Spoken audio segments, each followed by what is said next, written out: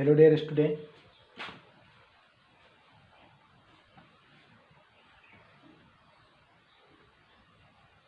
कल मैंने आपको क्वेश्चन नंबर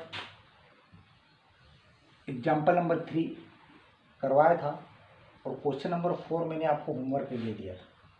ठीक है, आज मैं क्वेश्चन नंबर 3 करवा रहा हूँ आपको। Question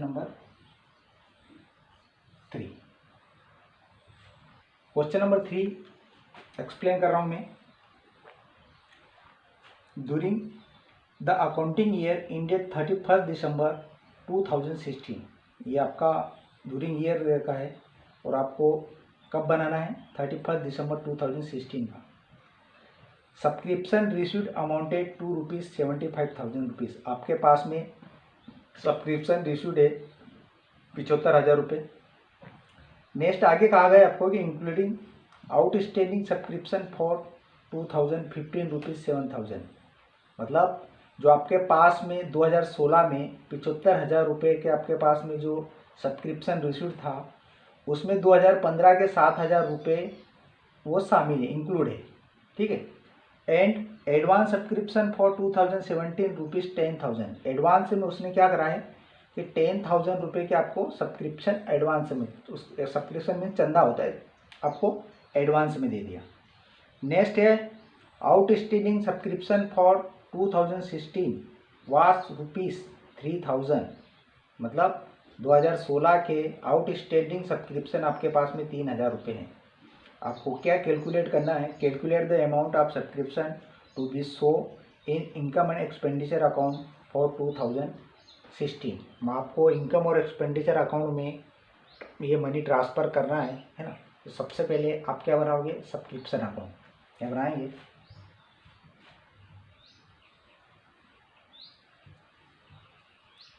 subscription account. ईयर दे रखा आपको 2016। फॉर्मेट बनाएंगे।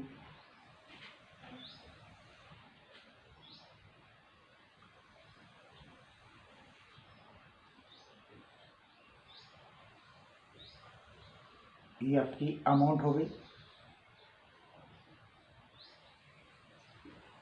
पर्टिकुलर डेट, अमाउंट, पर्टिकुलर और डेट। ये आपकी डीआर साइड होती है, डेबिट साइड। ये आपकी क्रेडिट साइड। यहाँ पर आप डेट शो करते हो। ये आपका हो गया पर्टिकुलर अमाउंट, डेट, पर्टिकुलर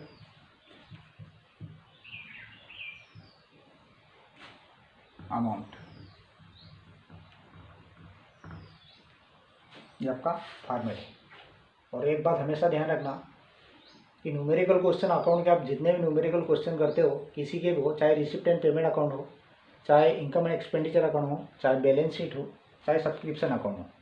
ठीक है, इसकी जब मार्किंग होती है, जैसे मान लीजिए थोड़ी देर के लिए 5 मार्क्स का क्वेश्चन है, आपको अगर इस 5 मार्क्स का क्वेश्चन आपको आपके प्रश्न पत्र में, आपके इसमें पूछा, एनुअल एग्जाम में पूछा, आपको 5 मार्क्स का क्वेश्चन ये 5 मार्क्स क्वेश्चन।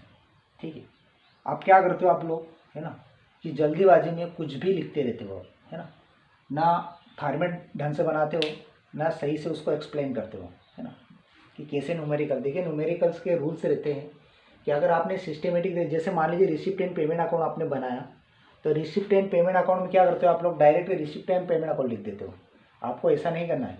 अगर किसी कंपनी का नाम दिया हो, जैसे मान लीजिए होलकर साइंस कॉलेज को आपको बनाना है रिसिप्ट एंड पेमेंट अकाउंट, तो मैंने सिस्टमेटिक तरीके से बताया आपको, है ना, कि रिसिप्ट एंड पेमेंट अकाउंट आप होलकर साइंस कब का बनाना है। अगर कहा गया है कि 31 दिसंबर 2016 या 17, जो भी ईयर आपको दे रखा हो, तो पूरा आपको शो करना पड़ेगा फॉर द ईयर एंडेड 31 दिसंबर 2016। ठीक, उसके बाद में उसका फॉर्मेट डीआर और सीआर, डेबिट साइड और क्रेडिट साइड को आपको लिखना है ना। उसके बाद इस तरफ आपकी रिसिप्ट आती है, उस साइड आपका पेमेंट आता है ना। रिसिप्ट अमाउंट, पेमेंट अमाउंट, ये आपका पूरा फॉर्मेट हुआ, है ना। तो इसको क्या करते हैं कि तीन भागों में डिवाइड करते हैं। फर्स्ट पॉइंट आपका होगा या फॉर्मेट, है ना। अब आपके पास 5 मार्क्स का क्वेश्चन है, उसको आपको उसने 3 में डिवाइड किया। मान लीजिए कि आपको 1 नंबर इस फॉर्मेट का दिया, 1 नंबर आपको उसने कहाँ से दिया कि आपका क्वेश्चन का आंसर जो है वो सही है, और बाकी एक्टिविटीज़ इसके अंदर जो भी आपने की है कि कहाँ तक सही है, वहाँ पे आपको 3 नंबर मिलेंगे। इस प्रकार वो क्या करता है, डिवाइड करके रखता हुआ है। आप लोग क्या करते हो, कुछ भी करते हो ना, DR कभी लिखते हो, कोई CR लिखते हो, है ना, ढंग से फॉर्मेट का नाम वगैरह लिखते हो, इतनी जल्दीबाजी में। ये देखिए अकाउंट में आपको प्रैक्टिस चाहिए, बगैर प्रैक्टिस का नहीं आता। जैसे मैं कभी बहुत बार आपको एग्जांपल देता हूँ, है ना, कि जैसे मान लीजिए मैंने एग्जांपल 1 करवाया, एग्जांपल 5 करवाया, 6 करवाया, जो भी करवाया, तो आप लोग क्या करते हो, एग्जांपल है उसमें से देखते हो। देखिए अकाउंट की जो लैंग्वेज है वो अलग रहती है, और पर्टिकुलर जो हम पढ़ाते हैं वो लैंग्वेज अलग रहती है ना। अगर आप अकाउंट को देख के कोई से भी न्यूमेरिकल करते हो तो रॉन्ग माने जाएंगे, सीधी बात है। जो पर्टिकुलर जो रहता है, जो हम बताते हैं, उस टाइप से आपको स्टेप बाय स्टेप करना है। ये बात हमेशा मेरे माइंड में रखना, इसीलिए मैं आपको समझा रहा हूँ।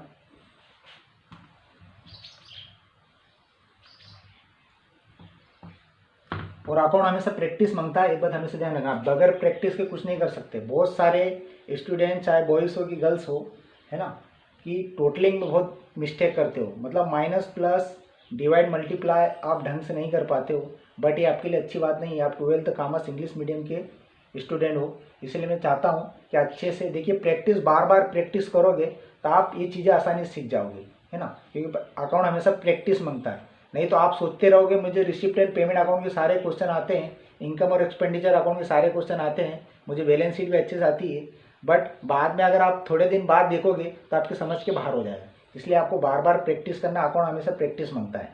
ठीक, क्वेश्चन 3 एक्सप्लेन करा है मैंने आपके सामने, है ना। आपके पास में ये पूरा फॉर्मेट दे रखा आपको, date particular amount, date particular amount, ये आपके पास फॉर्मेट है, DR CR। क्वेश्चन में देखिए सबसे पहले क्या लेते हैं कि अगर आपके पास में कोई सब्सक्रिप्शन रिसीव्ड हो उसे शो करते हैं। आपके पास देखिए 2016 में सब्सक्रिप्शन रिसीव्ड अमाउंटेड है 75,000 रुपीज़, है ना। तो यहाँ पर सबसे पहले ईयर लिख दीजिए आप, 2016, है ना। आपका जो बैलेंस हमेशा रहता है वो मान लीजिए 1 जनवरी का रहता है ना, यहाँ डेट शो नहीं है, 1 जनवरी मान लिया आपने, 1 जनवरी। और यहाँ पर जो सब्सक्रिप्शन रिसीव, आपको जो सब्सक्रिप्शन प्राप्त हुआ है उसे किस नाम से लिखते हैं, बाय बैंक खाता, बाय बैंक अकाउंट, 75,000, कितना है, 75,000 रुपीज़। नेक्स्ट कहा गया है आपको